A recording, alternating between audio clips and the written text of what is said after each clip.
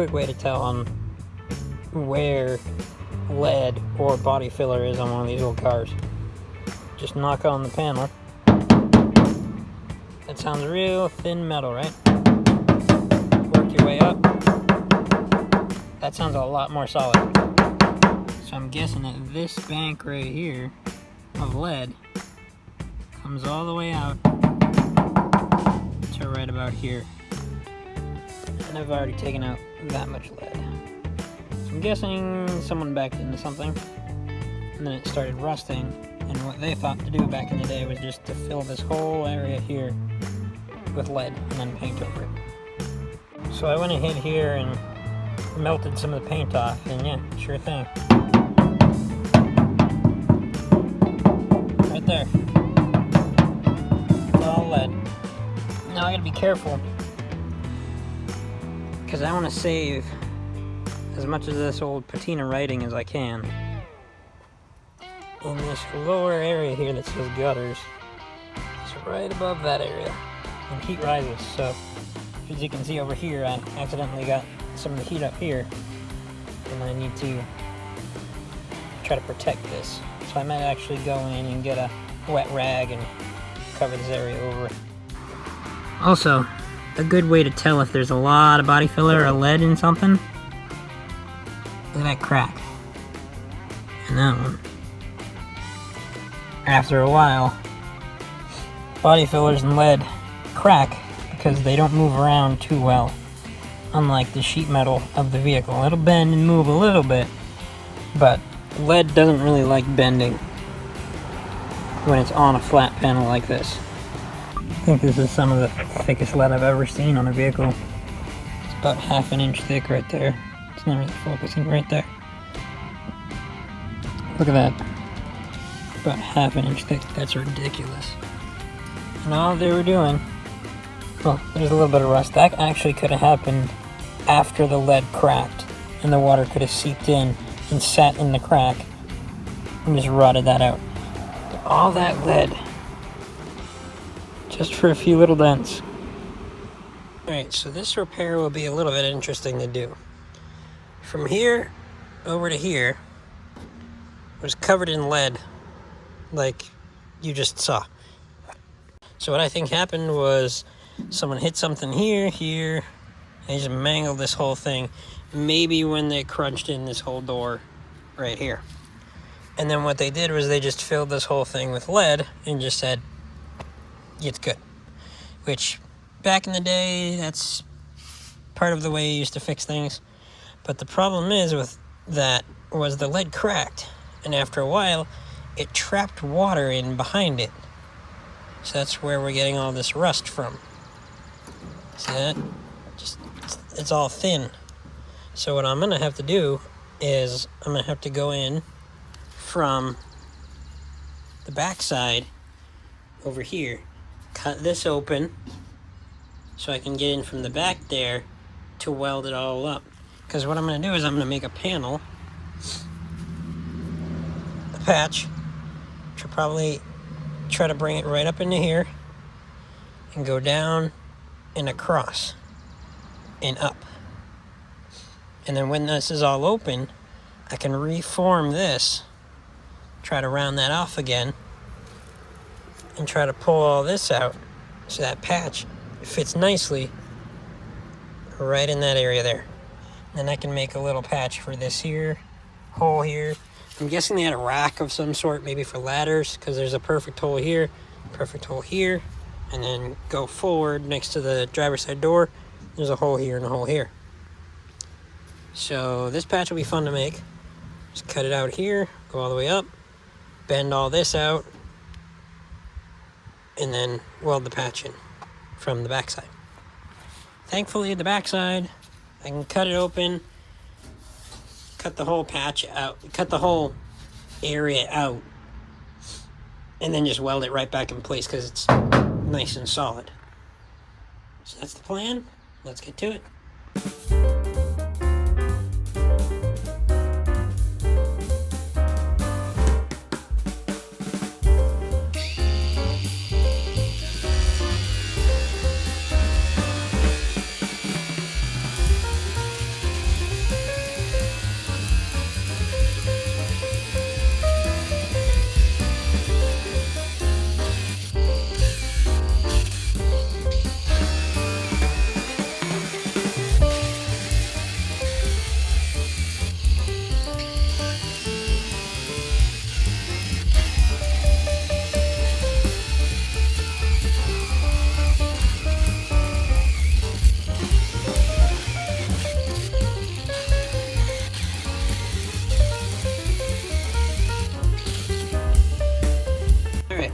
that cut out, and you can tell I didn't really cut along the lines because even though the lines look straight, they go down into these dents and valleys and they weren't very straight. So I squared off my cuts to give me a nice square patch so I can make it, because you can see right here, it's a pretty darn straight line, but then I just freehanded that Sharpie mark, so.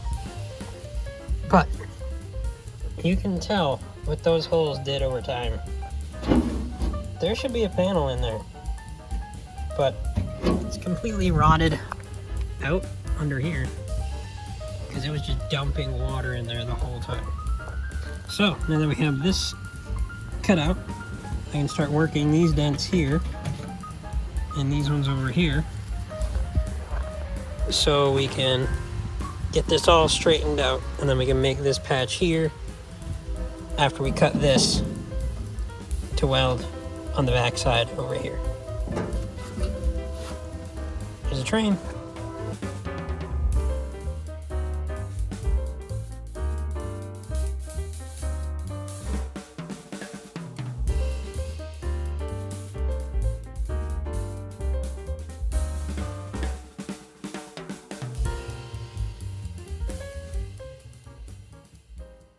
Alright, we got that excess point cut out.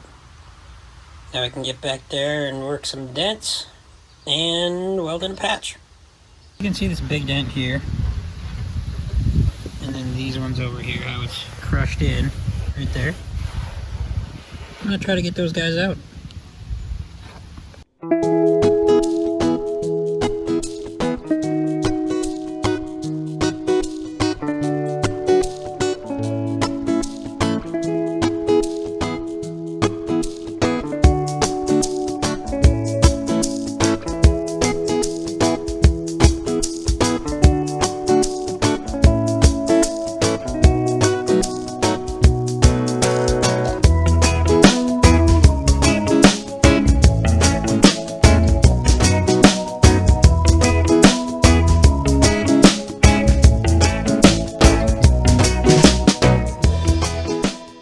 So we got the curve back here. You can see there's still a little bit of a whiskey dent right here, but really not too bad. Compared to the rest of the truck, it'll be fine.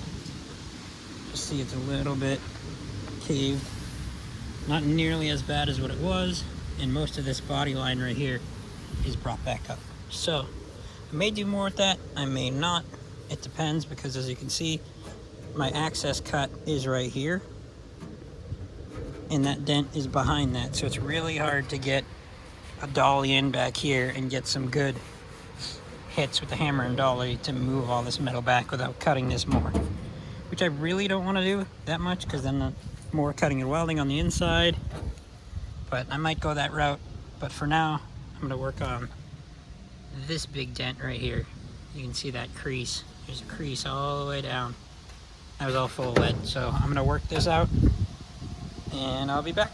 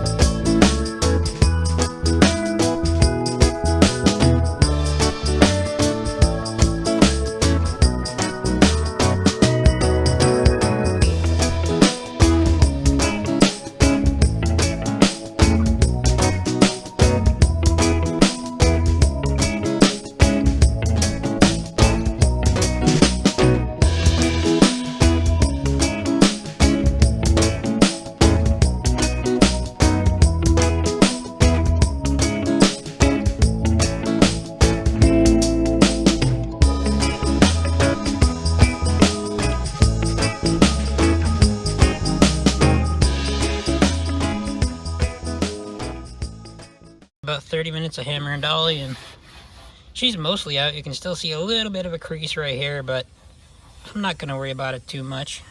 It did crack here just from working. It's a little thin there, so I'll have to weld that. But you can see Big old dent is gone. Look at it this way. She's 90% back to where she was. And that's good with me. I just wanted this area to be mostly the proper shape so I can put this patch panel in and know how this patch panel is supposed to be shaped. Because if you look here, there's a curve this way and there's a curve this way. So I have to make this 2 compound curves, that patch. So I wanted to know that it was the correct shape. I wanted to make it all the way it's supposed to be first before I make that patch.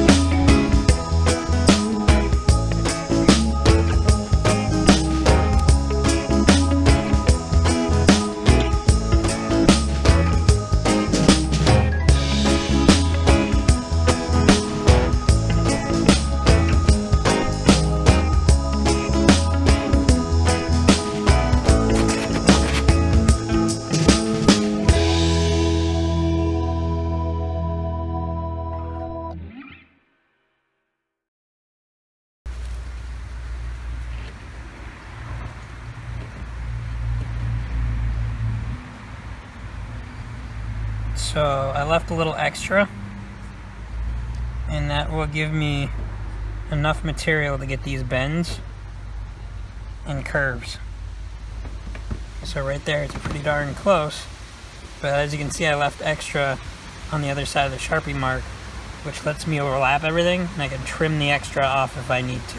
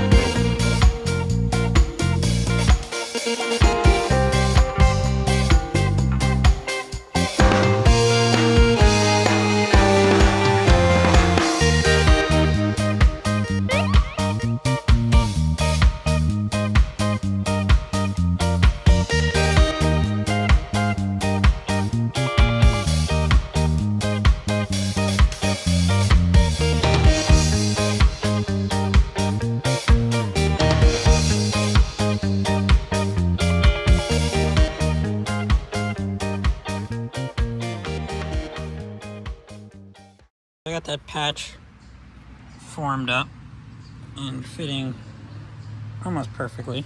I'm going to need to tap this out to meet that properly. But what I'm going to do now is I'm going to go around and tack right next to every one of these little clamps, because that's where it needs to be. That's where it meets up.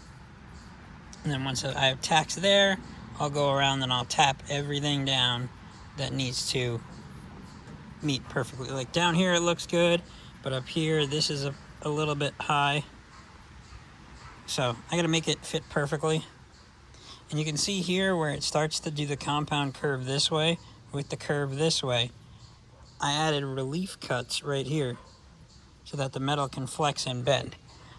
People that have English wheels can do that on an English wheel, but I don't have one of those yet, so I have to make do with what I got, which is relief cuts. So it's not too bad. I'll just weld those up on the back side when I weld everything else, and it'll look 100 times better than it did before with those massive rust holes. So let's tack a little bit.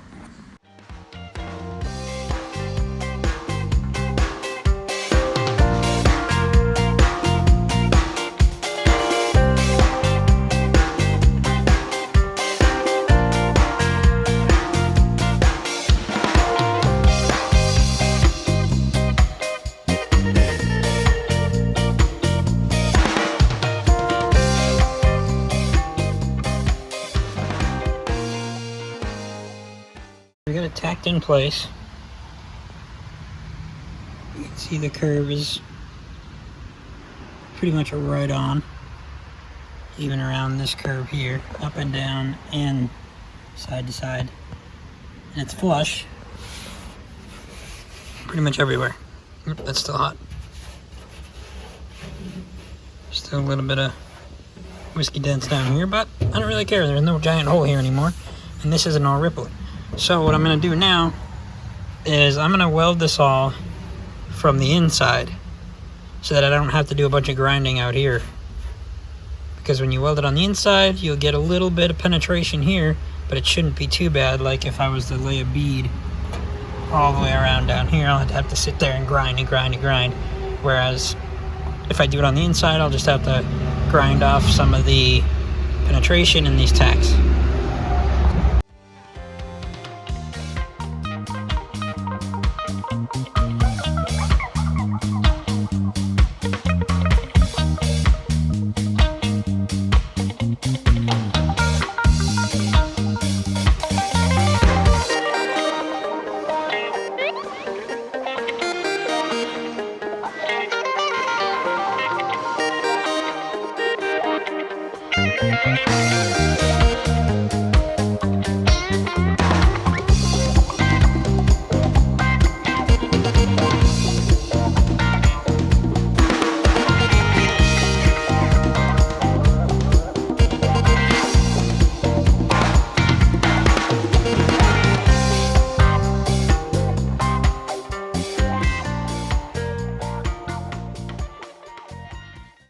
Alright, it's welded in and cleaned up.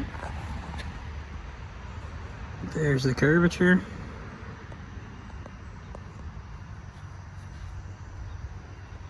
I might do a little bit more welding and grinding just to clean it up a little bit more, or I might not care because it's the rat van and there's still lead and stuff all the way around it, so as long as there's no giant holes,